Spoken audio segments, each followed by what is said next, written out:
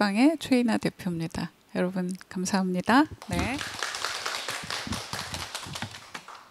여러분 5월의 책은 우리 곽아람 작가님의 나의 뉴욕 수업이었는데요. 재미있으셨죠? 네. 항상 책을 놓고 다음 달 책을 어떤 책으로 할지 고심이 깊은데 이 책은 저희가 꽤 수월하게 정했어요. 다들 읽어보고 좋아요, 좋아요, 좋아요 이렇게 했습니다. 무엇보다도 저는 괴테의 얘기로 시작해서 호퍼의 얘기로, 그리고 또 제가 접어놓은 페이지들이 좀 있는데 거기에 수련, 단련 이런 얘기를 쓰신 거를 보고 저는 좀 반가웠어요.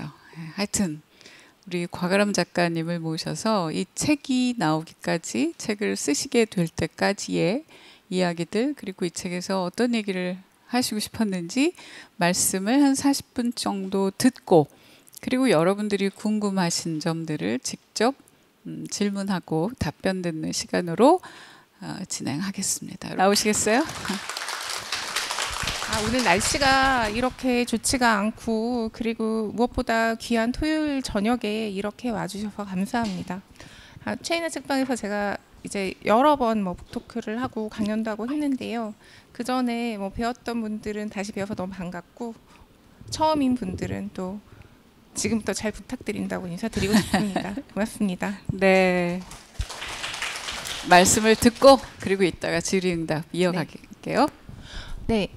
일단 제가 파워포인트를 좀 준비를 해가지고 가지고 왔는데, 이유는 아마도 이게 그림이 좀 많은 책이어서 그게 아무래도 독자 여러분들과 이야기를 하는데 더 편할 것 같아가지고 파워포인트를 이제 준비를 해가지고 왔습니다. 아시다시피 이 책은 저의 이제 나의 뉴욕 수업이라는 책이고요. 파워포인트 무료 템플릿을 보니까 백투 스쿨이라는 이게 있어가지고 약간 이제 어른이 되어서 다시 이제 공부를 하게 되는 그런 이야기여서 그 맥락에서 좀 어울리지 않을까라고 해가지고 이 파워포인트를 가지고 와봤어요. 이 책은 이제 말씀드린 것처럼 이 나의 뉴욕 수업이라는 저희 책이고, 사실 아시는 분들도 있고 모르시는 분들도 있겠지만 이 책 같은 경우는 저희 책 결국 뉴요커는 되지 못했지만 2018년에 나온 책의 개정 증보판입니다. 저희 인스타에서는 일명 분칠이라고 불리고 있는데요. 그 이유가 뭐냐면 제가 이거 개정 증보판을 낸다고 했더니 저희 어머니가 개정판인데 왜 표지는 왜 바꾸냐, 그리고 제목은 왜 바꾸냐 이래서 엄마 그렇게 해야지 사람들이 새 책인 줄 알고 사, 이랬더니 엄마가 그거는 분칠해가지고 남을 속여먹는 행위다 이렇게 얘기를 해서 분칠을 조금 해서 이제 새롭게 태어난 것처럼, 그래서 별명이 분칠이가 되었는데요. 그러니까 이제 그 책이 만들어진 이야기를 조금 이제 말씀을 드리자면, 이 책 같은 경우에 제가 2016년에서 2017년까지 1년을 그 뉴욕에 있었어요. 회사 연수를 가서 있었고, 가기 전에 우리 저기 뒤에 계시는 아트북스의 이문적 편집장님이랑 갔다 온 이야기를 책을 쓰자라고 해서 계약을 하고 갔어요. 그래서 다녀와가지고 저희 이제 뉴욕 기행, 왜냐하면 제가 어학연수 경험도 없고 그 해외에서 살아본 게 30대 후반이 처음이었는데, 그래서 정말 한 7살짜리 정도의 지력으로 헤매면서 이제 보낸 좌충우돌의 일기를 썼죠. 그리고 나서 이제 세월이 흘렀는데, 이번에 이제 올해 호퍼 전시를 한다라는 거예요. 그래서 저기 임 편집장님이 호퍼 전시도 있고 하니 이 책을 좀 개정판을 내보는 것이 어떻겠냐. 이 책 같은 경우는 읽어보신 분들은 지금까지 나온 제 책 중에서 가장 재밌다, 가장 웃긴다 이렇게 말씀을 하셨는데, 생각만큼 그렇게 막 많이 알려지지는 않았던 거거든요. 그래서 이제 둘이서 머리를 맞대고 고민을 했던 거예요. 뭐가 문제였을까라고 생각을 하면서 다시 봐도 내용은 좋은데, 물론 제 책이니까 좀 객관적이지 않을 수도 있지만, 그래서 이제 제목을 좀 바꿔보는 것이 좋겠다라는 이야기를 하고 굉장히 이제 많은 이제 안을 가지고 얘기를 했죠. 근데 제 생각에는 처음에는 뉴욕을 넣지 말자, 뉴욕이 들어간 책이 너무 많다, 너무 뻔하다 이런 얘기도 있었지만, 어쨌든 간에 저는 뉴욕이 중심이라고 생각을 했기 때문에 뉴욕이라는 단어가 들어가야 된다고 생각을 했고, 이제 호퍼라는 단어를 가지고 마케팅을 해볼까. 근데 또 큰 제목의 호퍼를 넣자니 그건 너무나 이제 좀 일시적인 것 같은 거예요. 이 우리가 전시를 약간 겨냥을 해가지고 마케팅을 할 수도 있겠지만 전시가 끝난 이후에도 살아남은 오래 가려는 책이 되려면 그 단어는 아무래도 부제 정도로 빼는 것이 좋겠다라는 그런 이야기가 있었고 저는 이제 수업을 넣는 게 좋겠다라고 생각을 했어요. 왜냐하면 작년에 나온 저희 책 공부 위로가 잘 팔렸거든요. 그래서 이제 이 기세를 몰아가자. 이제 나의 컨셉은 공부, 뭐 수업, 뭐 이런 거다라고 생각을 하고 얘기를 했는데 그래서 뭐 뉴욕 교양 수업도 제안을 했는데 별로라고 이제 안 된다라고 말씀하시고 그리고 뭐 이제 등등등등등등등 여러 가지 이제 얘기를 막 들어가지고 결국은 나의 뉴욕 수업이라고 정하게 되었어요. 표지 같은 경우는 디자이너분이 정말 굉장히 빠른 시일 내에 해주셨어요. 왜냐하면 1월에 이 책을 개정판을 내자라는 얘기를 들었는데 뭐 어쨌든 간에 호퍼 이야기가 많긴 하지만 그래도 좀 추가를 했으면 좋겠다라고 해서 4편을 에세이를 추가를 하기로 했고 표지 작업이랑 뭐 제목 작업이랑 본문 디자인까지 이제 다 해가지고 무조건 이제 우리 편집장님이 4월 중에 책이 나와야 된다. 전시가 개막하기 때문에 그럼 굉장히 그건 빠듯한 시간이거든요. 책을 만들기에. 근데 이제 저희 이제 디자이너분이 굉장히 이제 김유진 디자이너라고 빠르게 작업을 해주시고 그 결과물이 저는 너무 마음에 들어가지고 이 책은 이 표지다라고 생각을 하게 되었는데요. 이렇게 보시면 알겠지만 이 호퍼의 대표작인 그 밤을 지새는 사람들의 색상을 여기 차용해가지고 이미지를 만든 거예요. 어떻게 해서 이 이미지를 그 표지 이미지를 만들게 되었나라고 여쭤봤더니 자기가 이 호퍼의 그림을 대표작을 바라보고 나서 후에 눈을 돌리면 눈에 남는 잔상의 색깔이라는 거예요. 그 잔상의 색깔을 뉴욕 이야기이기 때문에 뉴욕 맨하튼이 굉장히 계획적으로 블록이 구획이 되어 있어요. 그래서 그 색깔을 차용을 해서 그 블록을 이렇게 만들었다라는 그런 이야기를 해주시더라고요. 그래서 이런 책이 탄생을 하게 되었습니다. 저는 사실 제가 뉴욕을 갈 때 마음에 담았던 어떤 롤모델 있잖아요. 저는 이제 그 뉴욕 생활이 저를 위한 교육이라고 생각을 했어요.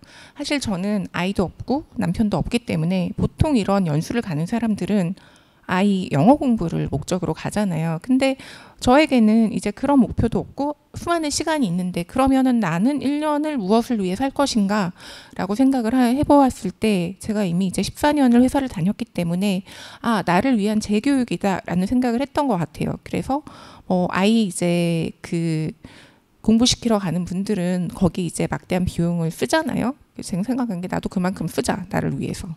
그래서 나를 교육시키자라는 생각을 하고 그냥 공부를 하러 떠난다. 물론 이제 정식 유학은 아니지만 뭐 교실에서의 그것뿐만이 아니라 해외에서 있으면서 무언가 그 새로운 세계에 부딪히면서 그 내면의 목소리를 들어보고 내가 어떤 사람으로 바뀔 수 있는지 뭐 이런 걸 이제 그런 경험을 해보고 싶다라는 생각을 하고 떠났는데 그때 이제 모델로 삼은 것이 이제 그 독일의 문호 괴테인 거죠.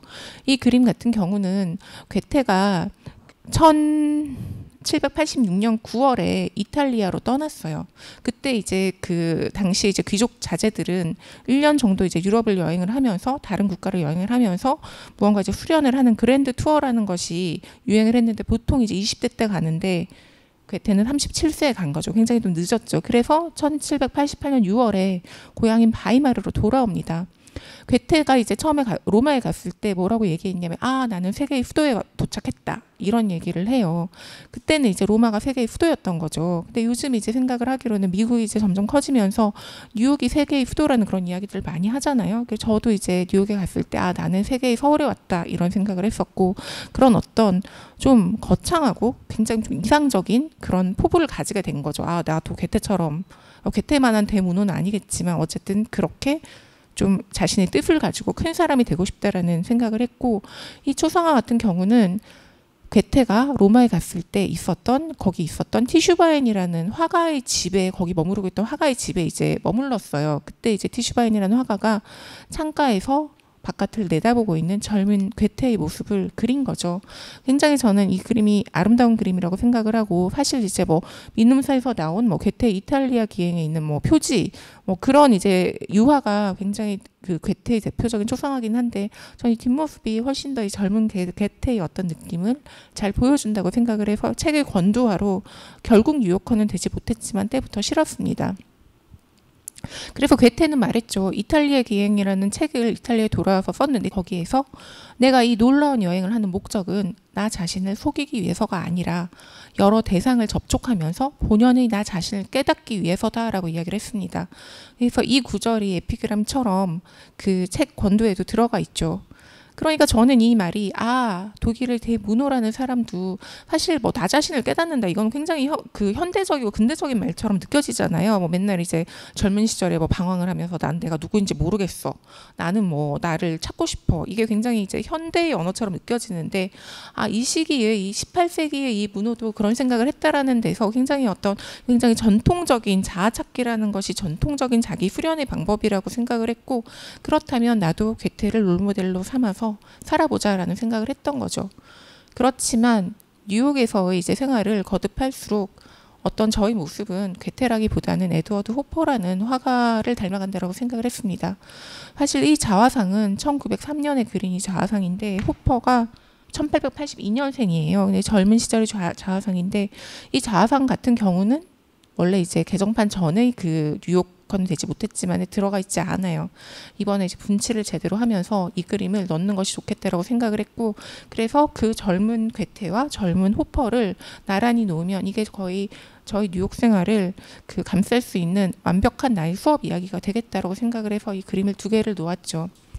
호퍼 같은 경우는 이제 제가 여기서 이제 괴테와 짝을 이루기 위해서 호퍼의 말을 한 가지를 넣어야 될 것 같다라고 생각을 해서 정말 이런저런 책을 많이 보았는데 캐서린 큐라는 큐레이터가 있어요. 시카고 미술관 큐레이터로 있었고 시카고 미술관이라고 하면은 아까 그 밤을 지새는 사람이 소장되어 있는 곳이죠.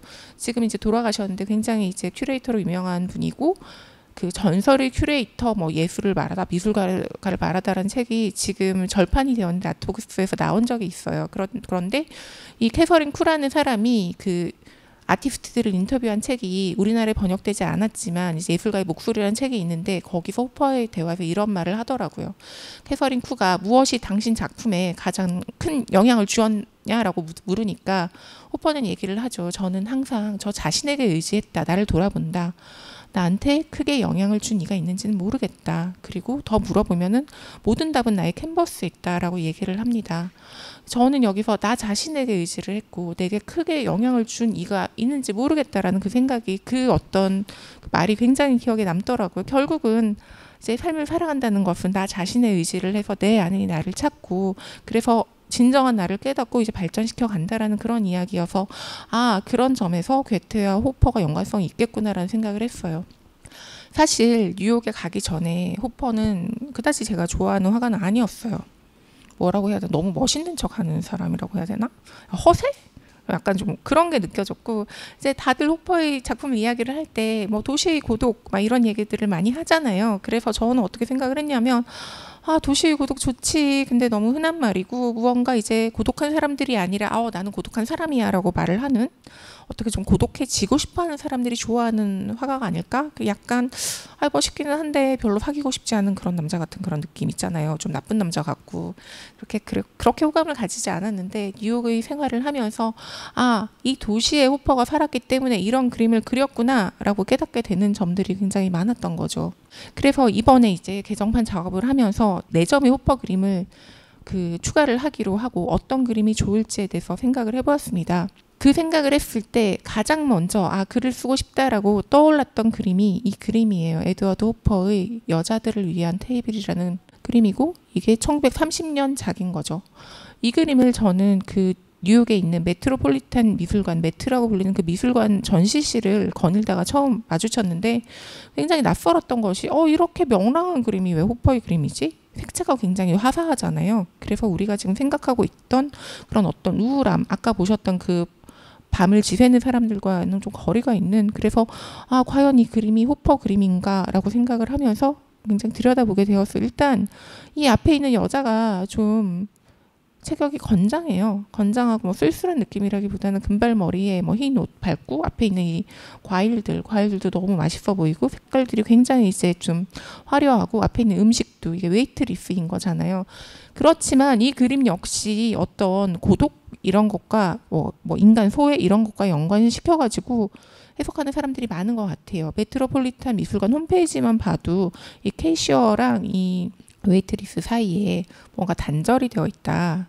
둘이 대화를 나누지 않는다 이런 식으로 해석을 하고 있던데 저는 솔직히 잘 모르겠어요. 그게 일하려고 굉장히 바쁜 시간인데 둘이서 수다를 떨거나 교류를 하고 있다라면 그게 너무 더 이상한 것이 아닐까, 오히려 이제 자기의 뭐 일에 더 몰두하고 있는 것이 아닐까라고 저는 생각을 했는데, 어쨌든 간에 그림이라는 것은 그렇게 다양한 해석을 할 수가 있는 것 같고 보는 사람에 따라서 그래서 더 의미가 있는 게 아닌가 생각을 합니다. 그래서 이 작품이 왜 여자들을 위한 테이블이라고 하냐면 1930년대가 이제 미국 대공황기잖아요. 그래서 경제가 굉장히 어려웠기 때문에 그 전에는 가정에만 있던 여성들이 일을 하러 사회로 나간 거죠. 이 시대 전에는 이제 그 어떤 성매매 여성이 아닌 일반 여성들이 공적인 장소인 식당에서 자기들이 혼자 먹거나 자기들끼리 밥을 먹는 거는 좀 금기시 되었다라고 얘기를 합니다. 그러니까 여기서 나와가지고 밥 먹는 사람들은 이제 소위 말하는 그런 종류의 직업 여성이었던 거죠. 그렇지만 사회가 바뀌면서 사람들이 일을 하러 나와야 되니까 점심을 어딘가에서 먹어야 되잖아요. 그리고 여성들이 공공장소에서 이제 식사를 하게 되었고, 호퍼는 이제 그런 변화하는 뉴욕의 모습을 많이 그렸던 거죠. 그래서 어쨌든 간에 이 식당 같은 경우가 여자들을 위한 테이블이고 그렇게 여자들이 이제 올 수 있는 그런 어떤 식당이었던 것인데, 저는 이제 어쨌든 간에 이 작품을 보면서 어떤 글을 쓸 수 있을지에 대해서 굉장히 생각을 했었을 때, 저 이제 뉴욕의 여자 친구들이 있거든요. 그러니까 사실 이제 처음 저는 굉장히 혼자력이라는 게 강하고 혼자 있는 걸 좋아하고 혼자 사는 거에도 별 문제가 없지만, 그래도 살면서 좀 혼자 하기 어려운 것들 있잖아요. 예를 들자면 브런치를 먹으러 간다든가 주말에, 아니면 뭐 주말에 뭐 차를 몰고 어디 여행을 간다든가 이러면 친구가 있으면 좋은데, 제게는 이제 다행히 뉴욕에 그런 친구들이 있었어요. 교포 친구들이 있었는데 한 명이 저희 사촌 언니의 이종 사촌 동생이었던 거죠. 그러니까 저희 우리가 공통 사촌을 가지고 있는데 영어로는 코커즌이라고 하더라고요. 저희 사촌 언니가 저희 어떤 코커즌이었는데 그 친구가 교포였고, 그래서 그 친구의 친구들, 이제 교포 친구들이 있어서 한 4명이서 굉장히 친하게 지냈어요. 그러니까 그들이 이제 저를 언니라고 부르고, 한국말을 잘 못하지만 한국말을 쓰려고 하고 그때 이제 언니라고 부르고, 이제 그런 경험들을, 그리고 그 친구들과 함께 무슨 뭐 애프터눈 티를 마시러 갔다든지, 아니면 이 사람들이 이제 한국어가 서투니까 플러싱이라는 뉴욕의 한인 밀집 지역의 사주라는 거를 보러 가고 싶은데 드라마에서도 봤고 거기 이제 사주를 봐준 한국분이 계시는 거예요. 그렇지만 사주의 용어는 전문 용어이기 때문에 자기들이 알아듣기 힘들다. 그래서 언니가 좀 통역을 해줬으면 좋겠다. 예약부터 이제 제가 하고 전화를 해가지고 가서 뭐 그런 거 있잖아요. 뭐 사주 팔자, 뭐가 뭐 있고 뭐 이런 것들을 이제 제가 가서 통역을 해주고 막 그런 경험들을 적은 거죠. 그래서 그런 이제 이야기들을 적었고, 다음에 이제 제가 생각했던 이 작품인데요. 이 작품이 지금 서울시립미술관에서 열리는 호퍼 전시회에 와 있어요. 물론 이 내점을 추가를 할 때 제가 호퍼 전시회 오는 게 뭔지를 알았다면 그 리스트에 맞췄겠지만, 공개가 되지 않고 뭐 밤을 지새는 사람들도 올 것처럼 했더니 안 오고, 그래서 실망을 하신 분들이 많더라고요. 저는 사실 그렇지만 그 전시 굉장히 좋은 전시라고 생각을 하는데, 이 그림 같은 경우는 휘트니 미술관에 있어요. 그렇지만 제가 굉장히 좋아하는 그림이고 막 널리 알려진 그림은 아닌데 이번에 와서 이제 굉장히 반갑더라고요. 뉴욕의 실내라고 하죠. 호퍼 같은 경우는 그 뉴욕의 창문으로 들여다보이는 나무집 풍경을 많이 그렸어요. 그래서 어떤 분들은 너무나 시선이 관음증적이다, 여자들을 이렇게 몰래 숨어서 그렸다, 기분이 나쁘다라는 생각을도 많이들 하시던데, 저는 그런 거라기보다는 이제 이 그림 같은 경우는 기차를 타고 지나치다가 도시에 보이는 도시의 풍경을 그렸다라는 그런 이야기들이 많이 있어요. 그렇지만 사실 이 풍경은 정말로 존재하는 풍경은 아닐 거예요. 왜냐하면 호퍼 같은 경우는 리얼리즘 화가로 이제 분류가 되지만 자기가 이제 그동안 본 거 있잖아요. 본 이미지들을 자기 이제 머릿속에 저장을 해놨다가 그림을 그릴 때 그 이미지들을 조합을 하는 거예요. 그래서 이런 풍경들은 호퍼의 진짜 마음속에 있는 풍경이지 실제로 어떤 존재하는 풍경은 아닌 거죠. 호퍼의 마음속에 있는 그런 풍경을 그렸다는 점에서 리얼리즘이라고 할 수 있겠지만, 우리가 생각하는 뭐 사과를 그려서 재현을 한다던가 이런 이미지는 아닌 거예요. 그래서 이 여자 같은 경우는 발레리나일 수도 있을 것 같아요. 이제 옷을 보니까 호퍼가 드가를 굉장히 좋아했다라고 얘기를 해요. 드가가 발레리나잖아요. 그래서 무언가 이제 바느질을 하고 있는 모습인데, 보통 발레를 하는 사람들이 토 슈즈를 많이 꿰매니까 그렇지 않을까라고 생각을 하고, 호퍼의 그림에 있는 여자들이 이제 상당 부분 아내인 조세핀이 나만 그려라 라고 얘기를 했다고 하는데 호퍼가 여자가 많았어요. 40이 넘어서 결혼을 했기 때문에 그 전에 이제 만났던 사람들이 있을 거고, 많은 사람들이 이 여성 같은 경우는 파리에 이제 호퍼가 체류를 할 때 만났던 그 어떤 마담 쉘이라는 여성일 거라고 추측을 합니다. 그리고 여기서 이제 주목을 할 수 있는 것이 이 벽난로인데요. 이 벽난로 같은 경우는 여기가 이제 나약이라는 뉴욕주 나약에 있는 호퍼 하우스, 호퍼의 생가인데, 이게 이제 이 벽난로가 어머니가 쓰던 벽난로라고 해요. 이 벽난로를 여기로 옮긴 거죠. 옮겨가지고 이제 이렇게 그려 넣었고, 이 그림도 같은 경우도 그 호퍼의 다른 작품에 아티스트의 침실이라는 작품이 있어요. 거기 안에 걸려있는 이 작품을 가지고 와서 이제 차용을 한 거죠. 그래서 나약의 이 호퍼 하우스에 가면은 요 위에 이 그림의 모사본을 이렇게 올려놓았어요. 비교를 하도록. 저는 그래서 이 나약에서 이걸 보고 나서 이 그림에 굉장히 관심을 많이 가지게 되었고, 이 그림을 어느 순간 좋아하게 되었기 때문에 이 그림에 대한 이야기를 쓰면 좋겠다. 이제 뉴욕의 실내라는 제목인데, 나에게도 뉴욕의 실내가 있었지. 제가 뉴욕에 살면서 돈을 아끼기 위해서 공동생활을 했거든요. 4명이 한 집에 살았고, 방 2개짜리 아파트에 큰 방에 제가 살고 작은 방에 이제 딴 친구가 살고 거실을 반으로 나눠가지고 2사람이 살았는데, 사실 그게 굉장히 뉴욕의 젊은이들 사이에서는 굉장히 흔한 생활 방식이에요. 물론 저는 젊은이가 아닙니다만 돈이 없으니까 그렇게 아끼기 위해 그렇게 살았는데, 이제 그 이야기에 대해서 내가 뉴욕에 살았던 방에 대해서 쓰면 좋겠다라고 아이디어를 얻어가지고 그 어떤 방에서 살았던 이야기, 그리고 어떤 그 복잡다단했던 관계, 그렇지만 나중에는 어떤 좀 이해하게 되는, 상대를 이해하게 되는 그런 관계에 대해서 이제 글을 쓴 거죠. 어쨌든 이 그림을 다시 시립미술관에서 만났을 때 어떤 느낌이 들었냐면, 뉴욕에서 알던 친구를 서울의 거리에서 이제 마주친 것 같은 그런 반가움이라는 게 있었어요. 그리고 내가 한 점은 맞췄다, 이런 이제 그런 뿌듯함도 있었습니다. 그리고 이제 3번째 그림이, 이 그림에 대해서는 안 쓸 수가 없었던 것 같아요. 이 그림이 호퍼의 대표작이기 때문에 시카고 미술관에 있고, 이 그림이 이번에 오지 않은 것에 대해서 굉장히 이제 많은 분들이 아쉬움을 표하셨던 것 같은데, 오기가 힘들겠죠. 이번 전시 같은 경우는 휘트니 미술관 작품을 중심으로 하고, 이 그림 같은 경우는 시카고에 있고, 시카고 미술관의 얼굴이라고 하고 이제 알려져 있는 그림인데, 이 그림이 아마 한국까지 오기에는 어려웠을 것 같아요. 저는 이제 이 그림을 한 2번 정도 실제로 보았던 것 같은데, 시카고에서 이번에 뉴욕에 있으면서 친구와 함께 여행을 갔던 거죠. 그 대학원 친구와 함께 여행을 갔는데, 친구가 국립현대미술관 큐레이터예요. 당시에 휴직을 하고 코넬에서 박사과정을 밟고 있었습니다.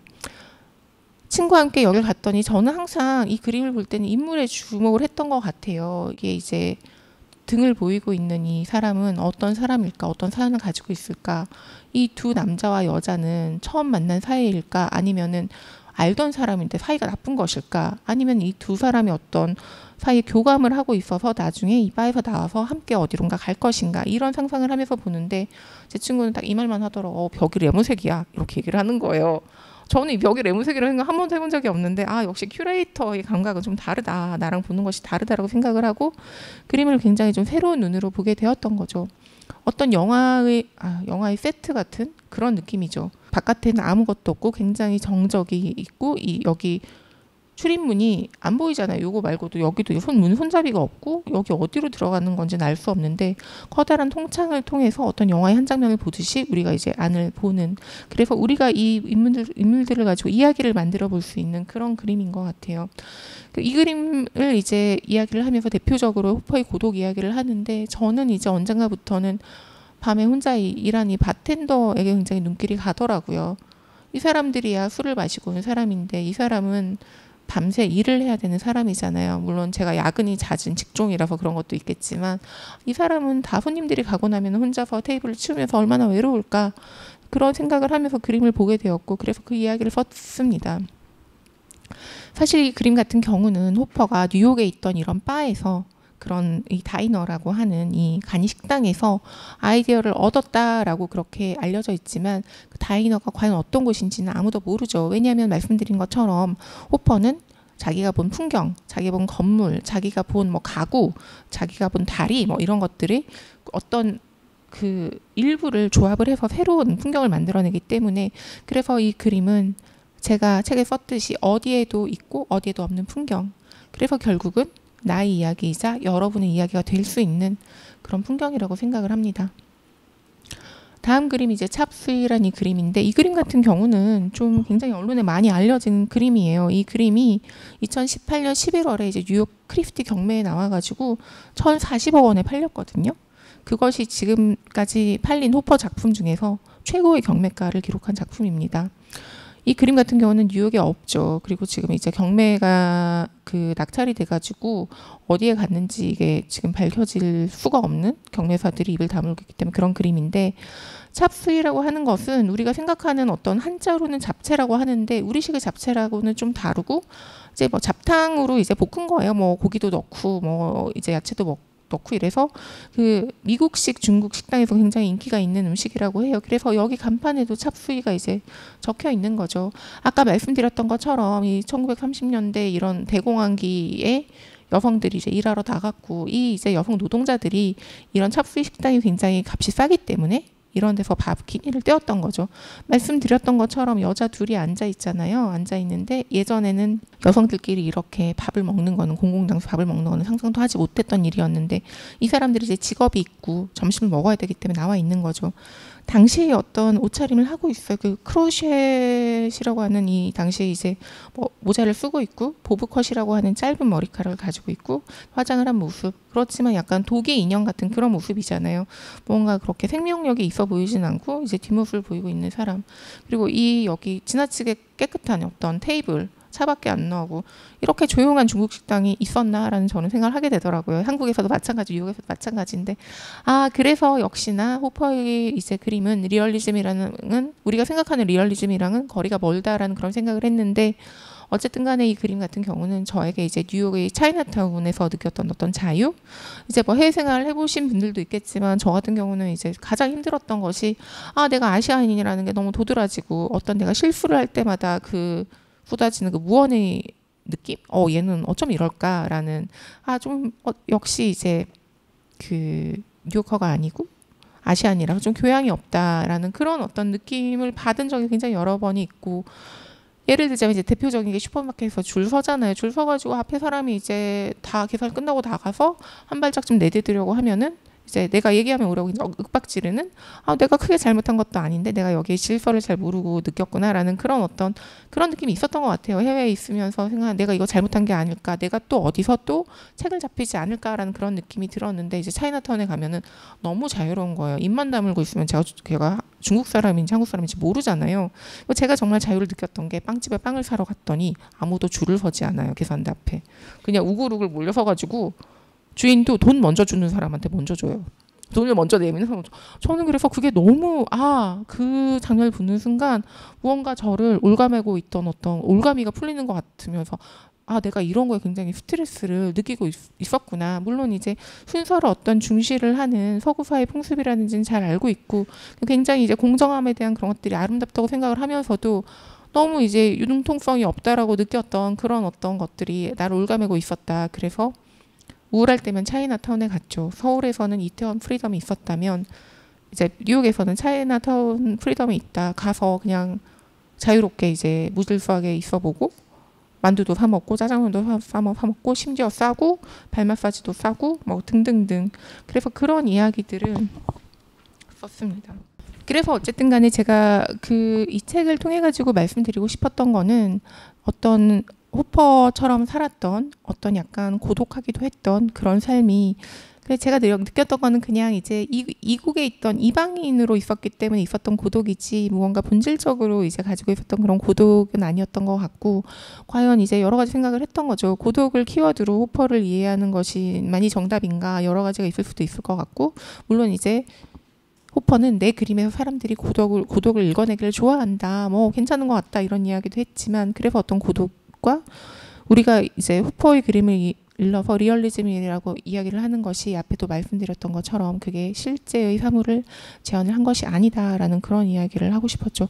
사실 이 토크를 준비를 하면서 어디에 초점을 맞출지 굉장히 고민을 많이 했는데, 굉장히 여러 가지 그림들이 나오잖아요. 그런데 그 이야기를 다 하는 것보다는 어쨌든 간에 지금 호퍼 전시도 하고 있고 그것 때문에 궁금하신 분들도 많을 것 같아서, 결국은 호퍼에 좀 중심을 맞추는 것이 좋겠다고 생각을 해서 호퍼 그림을 많이 가지고 왔습니다. 그래서 호퍼와 괴테가 어떤 연관성이 있는지 이제 고민을 해봐야겠는데, 호퍼는 성년이 된 이후로 이 괴테의 이 문장을 지갑 속에 넣어 다녔다라고 해요. 어떤 문장이냐면 결국 이제 요약을 하자면 예술가란 자기 안의 세계를 통해서 자기를 둘러싼 세계를 포착해서 그걸 이제 재현을 하고 재구성을 하는 그런 사람이라는, 그게 예술이라는 그런 이야기예요. 이게 제가 이게 독일어 원문과 출처가 너무 궁금해가지고 찾아봤는데 아무리 찾아봐도 안 나와서 챗 GPT에게 찾아달라고 했더니 바로 찾아주더라고요. 이 구절이고, 전 독일어를 모릅니다만 이제 괴테의 작품 중에서 빌렐름 마이스터의 수업 시대 혹은 뭐 빌렐름 마이스터의 편력 시대라고 이제 그 번역되는, 그것도 어떤 자기 수련에 관한 그런 이야기인데 거기 나오는 구절이에요.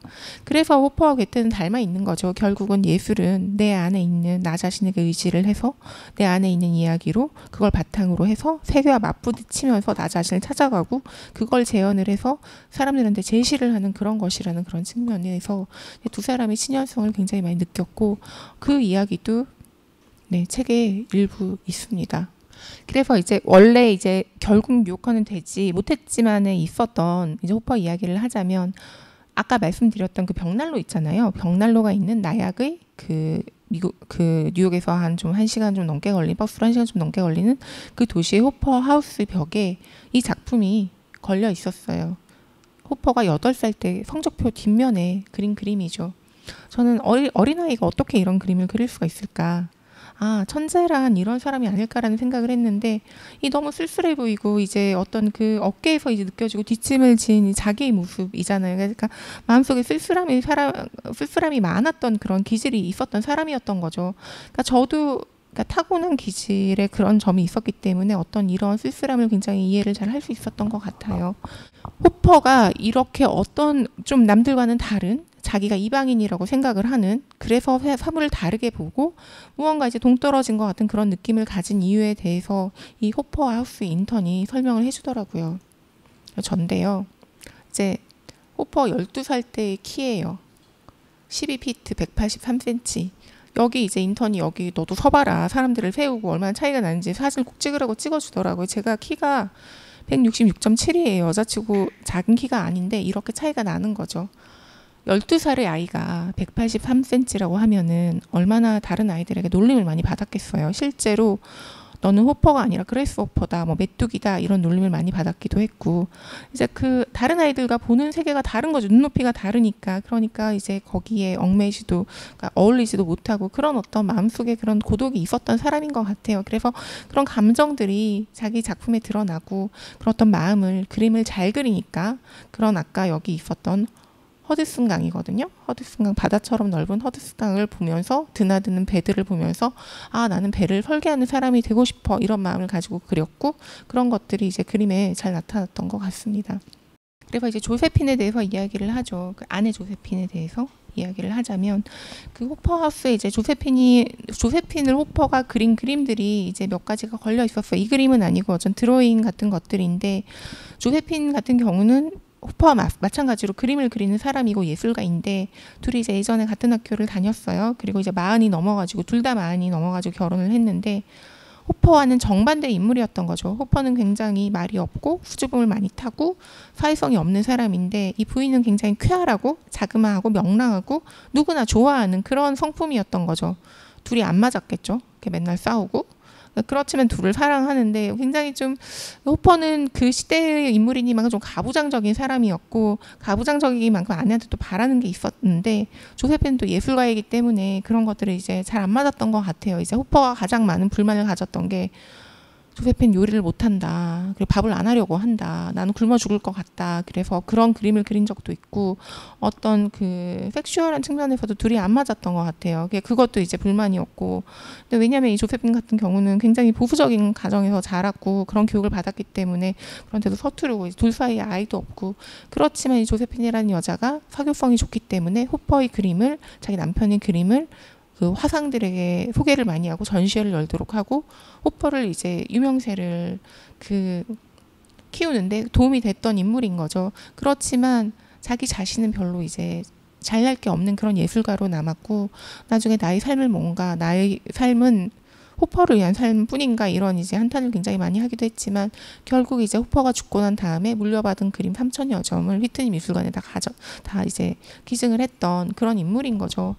호퍼가 여자도 있고 바람도 피고 이런 점이 있었기 때문에 질투를 할 수밖에 없었고 그래서 나만 그려라. 그래서 이제 호퍼가 여러 이제 인물들을 그리는데 다른 여자의 몸과 조세핀의 얼굴을 결합을 시켜가지고 그런 인물들이 이제 많이 등장을 하게 됩니다.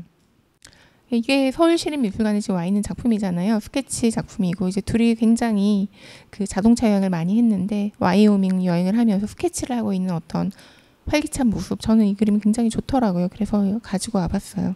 그래서 이제 저희 이제 그 결국 뉴요커는 되지 못했지만 있었던 호퍼 그림을 이야기를 하죠. 이거는 스튜디오를 방문을 했었는데 호퍼 스튜디오가 NYU 지금 건물이에요. 그 동네에 살았기 때문에 제가 NYU의 방문 연구원으로 있었고 그래서 그 연락처를 알고 이제 물어서 이제 보러 갔었는데 이 집의 이 벽난로에 있었던 호퍼의 초상하고 이게 지금 조세핀이 그린 호퍼 자기 남편이라고 그렸습니다. 어떤 인물로 남편을 생각하고 있었는지가 정말 드러나지 않나요? 너무나 까다롭고 좀 성마르고 무언가 이제 사람들은 교류 안 하려고 하는 그런 어떤 인물과 이 남편이 부인을 그렸던 그 앞의 아까 그 그림이랑 비교를 해보시면 정말 성격 차이가 드러난다고 할 수가 있겠죠. 그래서 이 그림이 사실 호퍼 그림 중에서 굉장히 유명한 그림이에요. 왜냐하면 호퍼의 그림이 우리나라에 좀 많이 알려지기 시작한 것이 이 셜리에 대한 모든 것이라는 이 영화 있잖아요. 구스타브 그 도이치 감독 오스트리아 감독이 영화 때문에 굉장히 많이 알려졌고 이 영화 같은 경우는 저도 보지 않았지만 이 주인공이 셜리가 연극 배우예요. 이 연극 배우의 이야기를 통해서 13점의 이제 호퍼 그림을 배우들을 통해 가지고 재현을 하면서 이제 만든 그림인 것이죠. 이 그림에서 보면은 여자는 혼자 아침에 앉아서 그 굉장히 도시의 풍경을 바라보면서 앉아 있습니다.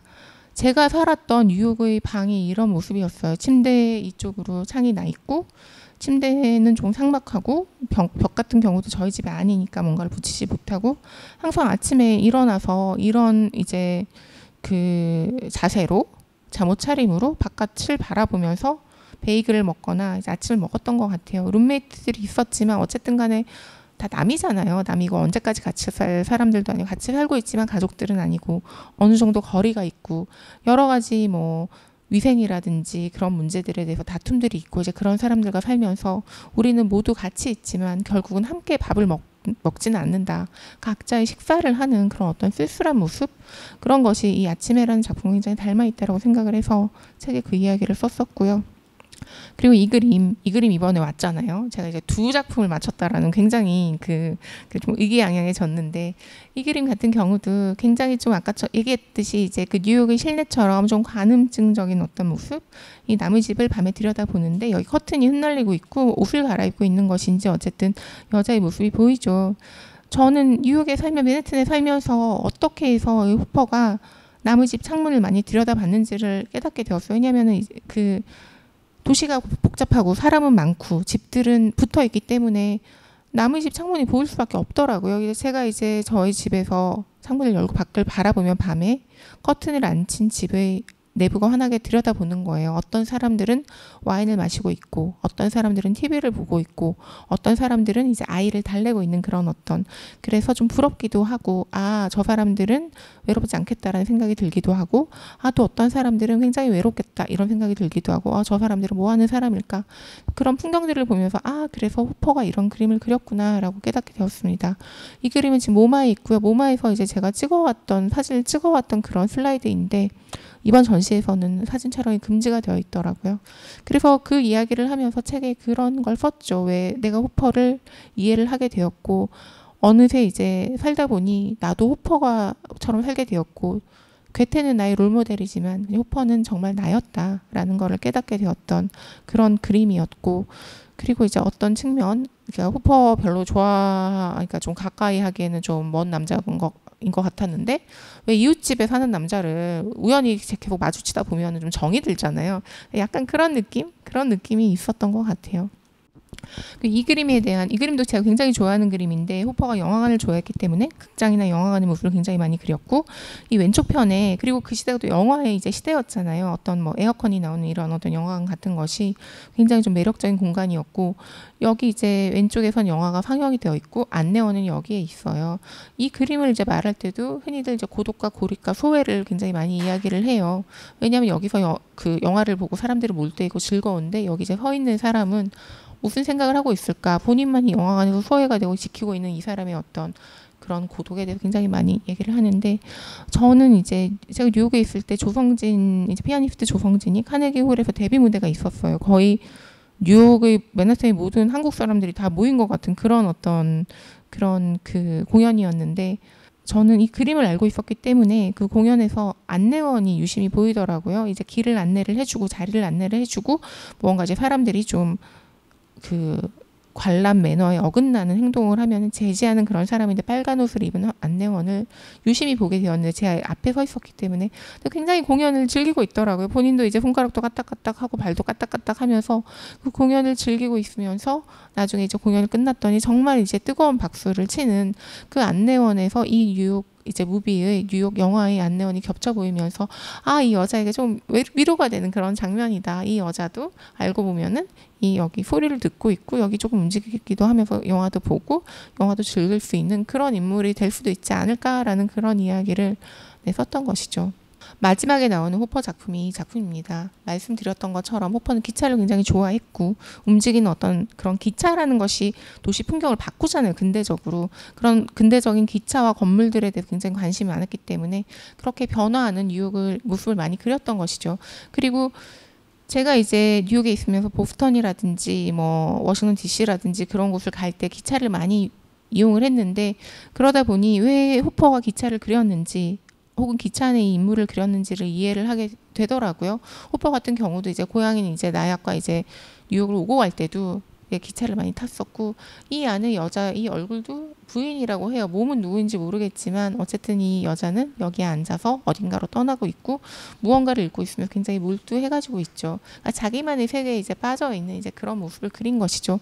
그래서 제가 이제 뉴욕이라는 공간을 생각을 할 때 저는 이제 긴 여행을 하고 있다고 생각을 했는데 어쨌든 간에 어떤 세상에 만약에 신이 존재를 한다면 그 신이 어떤 정해준 어떤 여행의 궤도 어떤 신이 정해준 어떤 무대에 의해서 나의 여행을 하고 있다라는 그런 생각이 들었어요. 그래서 어떤 그런 어떤 느낌을 다른 도시에 가고 낯선 도시에 가고 낯선 사람들을 만날 때마다 아, 도대체 신이란 존재가 있다면 그 사람이 어떤 무대에서 어떤 각본을 짰기 때문에 나는 여기에 있고 나는 대체 어디로 가는 것일까?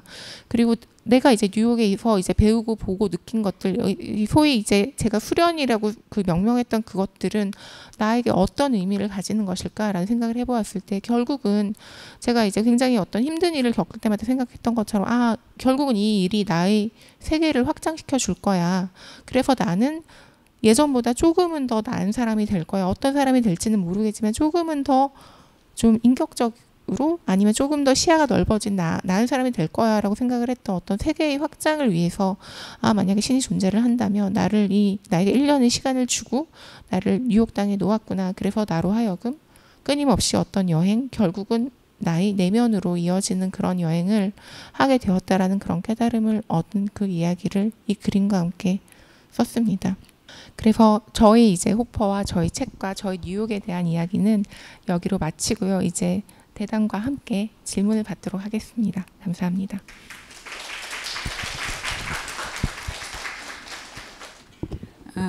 책을 다 읽었는데도 혹은 책을 다 읽고 얘기를 들으니까 얘기가 더 재미있었어요. 여러분들도 다행이네요. 그러셨지요?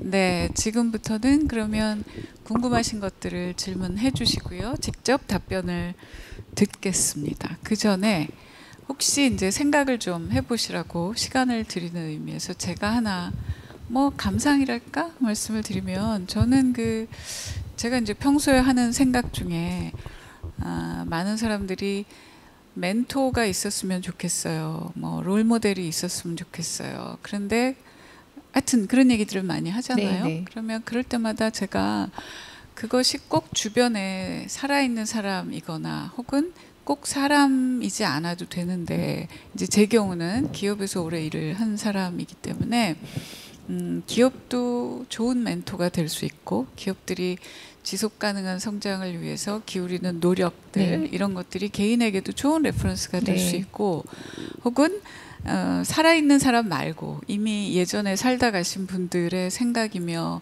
그렇죠. 글도 굉장히 좋은 멘토가 될 수 있는데 한 생각을 하던 터라 책에서 그 문장을 발견하고 굉장히 저는 기뻤어요. 그리고 와 그것도 딴 사람도 아니고 괴테를. 그러니까 네. 사람들이 제가 그 책 리뷰를 봤더니 이렇게 거창한 꿈을 가진 사람 처음 봤다고. 그러니까 우와 괴테를. 예. 그리고 가서는 또 호퍼를.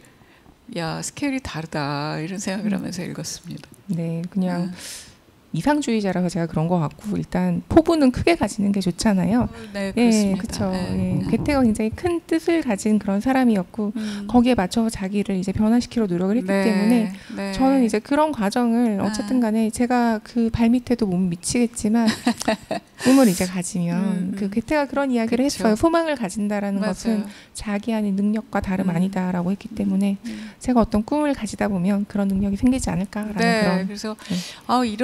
이런 관점을 가지면 좋겠다 그런 생각을 저도 했고요. 그리고 읽으면서 이분의 1년 뉴욕 체류 혹은 단기 이민이 그랜드 투어네라고 생각을 했는데 선배 한 분께서 네. 그런 얘기를 해주셨다고. 네, 과가람의 그랜드 투어라고 그러니까. 명명을 해주셨죠. 네. 네. 덕분에 책도 이렇게 훌륭한 책까지. 감사합니다. 네. 자, 여러분 궁금하신 거 직접 질문하십시오. 네. 어떤 분이 시작하시겠어요? 네. 저는 미술을 잘 모르는데요. 네. 책을 읽으면서 약간 미술에 관심 가지고 싶다는 생각이 좀 진짜요? 들었거든요. 너무 반가운데요? 근데 동시에 와. 그런 예술이라는 게 미술이라는 게 뭐 사람을 치유하는 능력이 있다. 그래서 네. 그림을 보면서 막 위안을 얻고 공감하는 사람들도 많다. 이런 네. 글도 봤던 적이 있는데 네. 어떤 점에서 미술 그림 보는 걸 좋아하시게 됐는지도 궁금하고 네. 약간 어떤 의미로 다가오시는지 네. 그러니까 그런 뭔가 그런 그림을 보면서 공감을 얻고 막 위로를 받고 아. 그래서 좋아하시는 건지도 좀 궁금하고.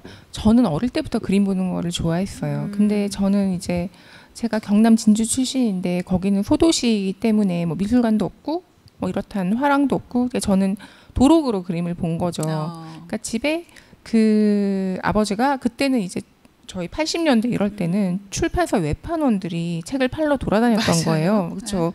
근데 이제 또 아는 사람이 이제 사달라고 하니까 어쩔 수 없이 맞아요. 그 삼성 출판사에서 나온 그랜드 뭐 아트 월드 컬렉션인가는 일본에서 이제 온 책을 해가지고는 뭐 세계의 명화가 있는 책을 할부로 사오신 거예요. 엄마한테 정말 야단을 많이 맞았죠. 이거 사오면 어떡하냐. 저희 집에 그 책이 있었는데 아무도 보지 않았어요. 근데 제가 그 책을 본 거예요. 꺼내고 봤더니 그림이라는 게 되게 좋구나. 그러니까 정말 시간이 날 때마다 그림을 그냥 봤어요. 넘겨봐 봤더니 언젠가 이제 알게 된 거예요. 이거는 미켈란젤로 그림이야. 이건 뭐 라파엘로 그림이야. 이제 양식을 터득을 하게 된 거고 저는 다른 것보다 어떤 그림을 보고 있으면 그 그림 안에서 이야기가 흘러나오는 것 같잖아요. 저는 그게 굉장히 좋았어요. 그래서 이 그림에서 흘러나오는 어떤 이야기들을 나중에 써보고 싶다라는 그런 생각이 그때부터 있었던 것 같고 그리고 마침 이제 대학을 갔는데 성적 맞춰서 대학을 갔지만 알고 봤더니 제 미술사를 전공을 했는데 그게 저에게 굉장히 잘 맞았던 거죠. 굉장히 재미있어 했었고 그래서 이제 학교에서 이제 그림에 대해서 더 배우면서 그림에서 흘러나오는 이야기를 내가 즐길 수 있었으면 좋겠다. 그럼 그런 어떤 이야기 중에서 위안을 주는 이야기가 있는 거예요. 예를 들자면 우리가 이 호퍼 그림에 있는 어떤 사람과 자기를 동일시할 수 있잖아요. 이 사람은 어떤 맥락에 놓여 있을까? 이 사람은 뭐 참 쓸쓸해 보이네. 혹은 이 사람은 참 즐거워 보이네. 나도 이런 감정이 있었던 적이 있었는데 그런 어떤 정서가 있는 그림들이 있잖아요. 그러면은 그 정서를 느끼는 게 좋은 것이죠. 그림을 보면서 이야기가 흘러나오면 저는 이제 어쨌든 이야기를 굉장히 좋아하기 때문에 그 이야기 들려준 이야기를 한번 써보고 싶다. 그리고 내 안에 어떤 이야기가 있을까? 나는 어떻게 표현할 수 있을까? 그런 생각들을 많이 하게 되고 그런 측면에서 그림을 보는 것이 굉장히 저는 즐겁다고 생각을 합니다. 그 질문하신 분이 혹시 이것까지 궁금하시지 않을까 싶어서 제가 추가로 좀 여쭤보고 싶은 것이 그림을 이렇게 보고 있으면 이야기가 흘러나오는 것 같아요. 그게 사실 모든 사람들이 다 그렇게 되지는 않아요. 그러니까 그것이 음악이든 그림이든 혹은 책이든 간에 세상은 다 좋다 그러는데 네.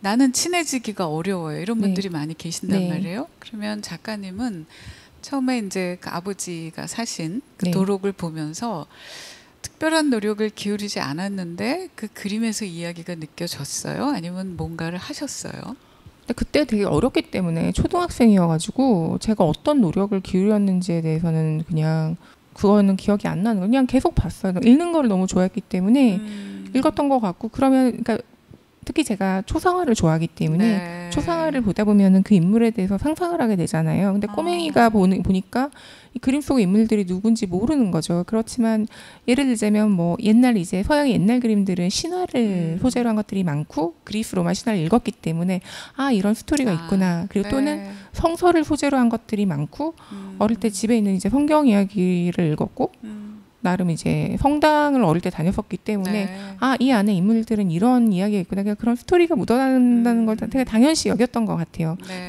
이건 스토리를 작화를 한 것이다라고 생각을 하고 그림들을 많이 봤던 것 같습니다. 이게 말씀드렸다시피 꼭 그림에만 해당하는 것 같지 않아요. 책도 그렇고요. 그러니까 책에 관해서도 종종 받는 질문 중에 저도 좀 읽고 싶은데 재미가 없어요.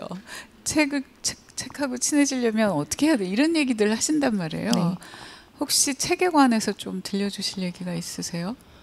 제가 이번 주에 이제 제가 회사에서 출판 팀장을 맡고 있고 신간 소개 지면을 하는데 제가 이번 주에 읽었던 책 중에 그것도 소개도 하기도 했는데 필사의 즐거움이라는 책이 있어요. 의류문화사에서 나온 필사의 즐거움이라는 책이 있고 그걸 이제 쓰신 분이 팽글씨 가르치시는 분 있잖아요. 근데 그 의류가 굉장히 오래된 출판사죠. 거의 우리나라 이제 최초의 출판사인데 45년에 생겼나?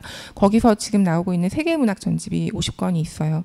네. 각각 명문장을 그거를 뽑아내가지고 그걸 필사를 하도록 이제 네. 그렇게 구성되어 있는 책인데 뭐 폭풍의 언덕에서 뭐 한 구절, 뭐 젊은 베르테르 수업에서 한 구절, 뭐 루신 전집에서 한 구절 이런 식으로 구성이 되어 있는데 저는 이 저자가 이 책을 쓰게 된 이야기가 너무 재밌더라고요. 책을 뭐 만들었는데 책을 읽는 걸 어려워하는 사람들에게 도움을 주고 싶다. 이 책을 한 권을 다 읽고 우리가 이해를 하려고 하면 너무 힘들다. 그렇지만 필사는 그냥 좋은 문장을 뺏겨 쓰는 거는 그런 노력이 필요하지 않다. 그냥 네. 쓰면 그만이다. 네. 그렇게 하면서 이제 책에 관심을 가지게 되면은 읽게 된다. 이런 어떤 그 얘기가 굉장히 저는 기억에 남았고 네.